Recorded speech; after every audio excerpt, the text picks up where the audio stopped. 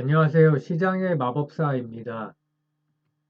자, 오늘은 콘텐츠리 중앙 업데이트를 해보겠습니다. 뭐 간단하게 다시 한번 사업 부문을 보면은 방송과 극장 이렇게 두 가지를 하는데 매출 비중은 방송이 77%, 극장이 23%입니다. 반기 기준으로. 그리고 방송 부문이 적자 전환을 했습니다.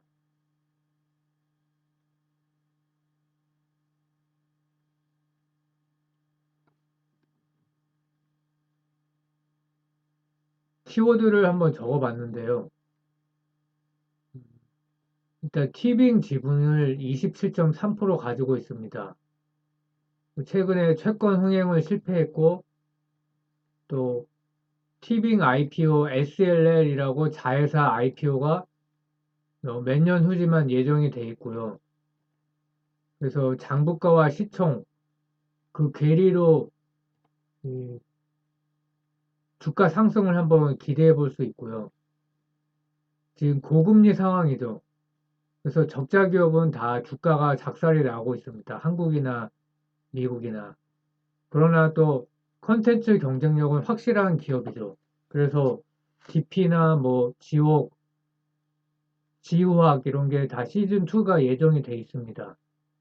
이런 거는 정말 아무나 할 수 있는 그런 건 아니죠. 그 소규모 OTT 제작사에서는 이 정도까지는 가능하지가 않습니다. 그래서 어떤 경쟁력은 확실히 있다.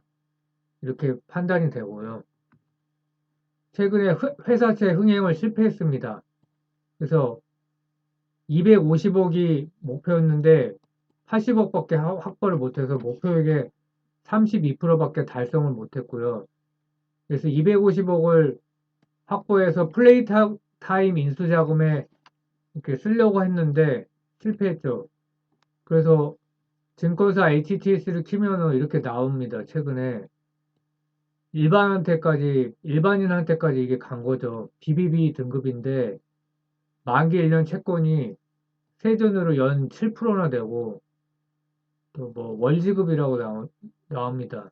매월 이자 지급. 그래서 파격적이죠. 그만큼 인기가 없다는 거고요.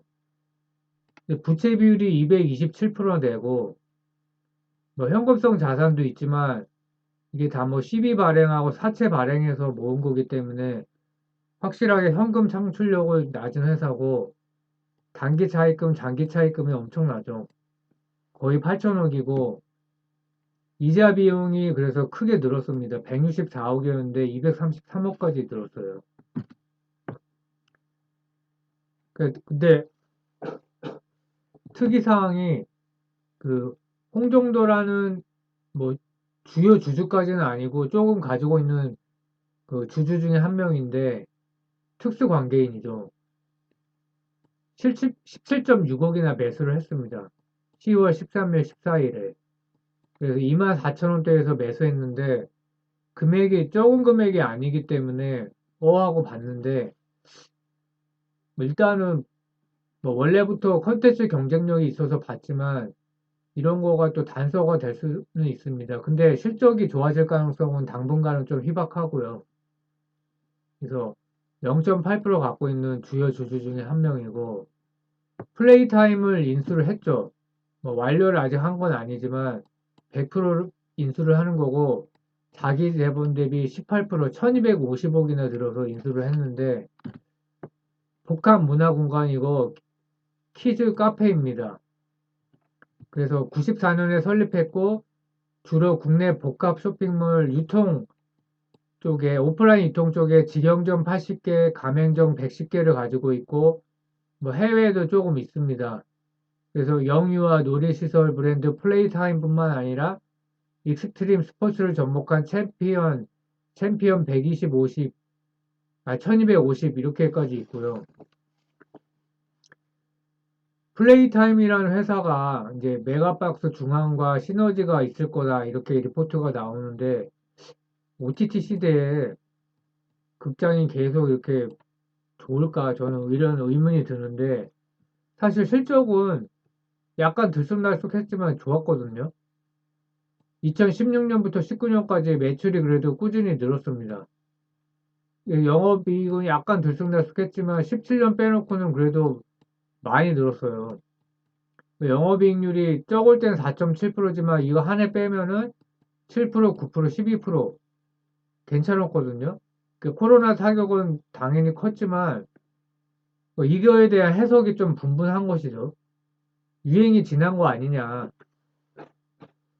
이런 얘기도 있고 회사에서는 당연히 괜찮다고 하는데 뭐 이제 뭐 이제 극장 사업과 시너지가 있을 수 있다. 유아지만 유아의 보호자들이 젊기 때문에 그리고 대형 쇼핑몰은 원래 이제 있었던 거고 뭐 여기도 이제 그 부모가 오면은 이제 시너지가 있을 거다. 여기 맡길 거니까 글쎄요. 근데 뭐 과거에는 어쨌든 잘했기 때문에 근데 지금 문제가 뭐 최저 출산율은 사실 이게 뭐 클지는 잘 모르겠어요.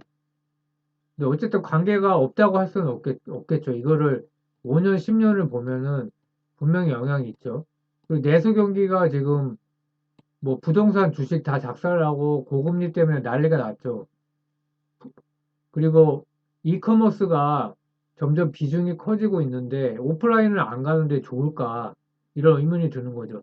그리고 OTT 시대에 극장을 또 경기도 안 좋은데 극장 그 영화 티켓이 15,000원인데 둘이 보면 3만 원이죠. 또 의문이 들긴 해요. 그래서 홈플러스 출전 비중이 또 높은데 뭐 과연 괜찮겠냐. 그래서 원래 이제 대형마트와 공생하는 게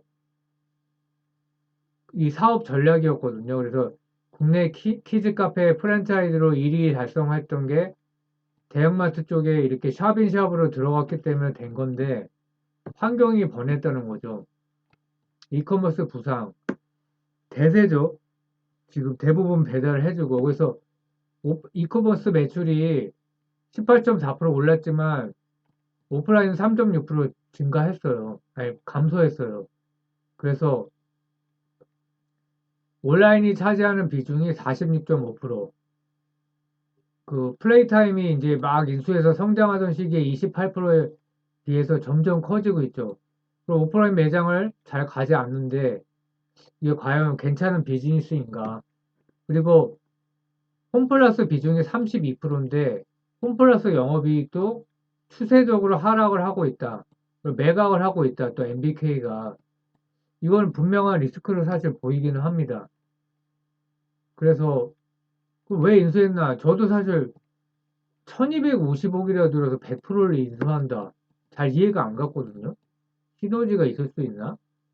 그래서 이게 어떤 이제 기자분의 이제 개인적인 생각인데 콘텐츠 리가 SLL 중앙이 상장을 하게 되면은 콘텐츠리 중앙이 이제 성장성이 없기 때문에 이걸 인수해서 뭔가 이제 구색을 갖춘 거 아니냐 이런 분석이 있어요. 근데 구색 갖추려고 자기 자본의 18%나 되는 자금을 투입한다. 글쎄요, 이게 어쨌든 인수 자체가 조금 저는 이게 너무 무리수를 두는 거 아닌가 이런 생각이 들었습니다. 왜냐, 단기 영업 적자가 331억이에요. 컨텐츠리 중앙이. 부채 비율 엄청 높고, 이자 비용이 233억으로 YY 42% 증가를 했습니다. 그래서 뭐 이렇게 이제 회사를 이제 주요 전략적인 단위가 이렇게 나눠지죠. 사업 부문이. 그래서 플레이타임 그룹이 이 안에 들어가는 건데 모르겠습니다. 턴어라운드를 할 수 있을지. 자, 외부에서 보는 시각과 또 경영진이 뭐 훨씬 고민을 많이 했을 거고 그래서 한번은 봐야 될 것 같습니다.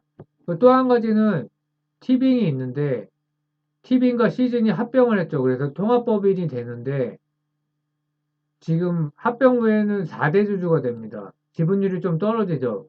근데 CB를 갖고 있다고 합니다. 그래서 CB 전환 시에 27.3%를 가지는 2대 주주가 됩니다. 그래서 합병 후에 티빙 기업 가치를 지금 2.2조로 보고 있고요. 근데 그 콘센트리 중앙에 갖고 있는 티빙 장부 가액이 12 포함해서 21년 말 기준으로 1,447억입니다. 그러면 지분율 27.3%로 보면 6천억이거든요. 그러면 차익이 이 정도 되죠. 이론적으로요. 그래서 상장할 때 티빙은 이렇게 뭐, 뭐 물적 분할 뭐 이런 게 아니잖아요. 그래서 상장하게 되면 주가 모멘텀이 확실히 된다. 이렇게 생각을 하고요. 근데 이 기자분이 약간 착각한 거로 보이는데 SLL이 이렇게 지분율이 이렇게 갖고 있다고 있는데 컨텐츠리 중앙이 SLL을 53% 정도 지배하고 있죠.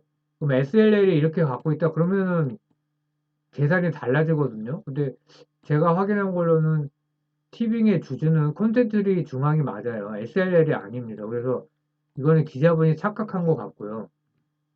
그래서 티빙이 24년 이내에 IPO 한다고 이렇게 언론 발표를 했습니다. 그래서 뭐 23년이 될 수도 있고 24년이 될 수도 있고 뭐 해외 진출도 한다고 하고 그래서 이거는 주가 모멘텀이 확실히 될 수가 있습니다. 뭐 SLL도 괜찮지만 근데 SLL은 이제 계열사이기 때문에 뭐 지주사 이게 할인이 들어갈 수가 있죠. 그래서 뭐 티빙은 근데 확실히 괜찮기 때문에 주가 모멘텀이 돼서 그런 차원에서 한번 업데이트를 해봤습니다. 마음에 들면 구독, 좋아요 부탁드리고요. 감사합니다.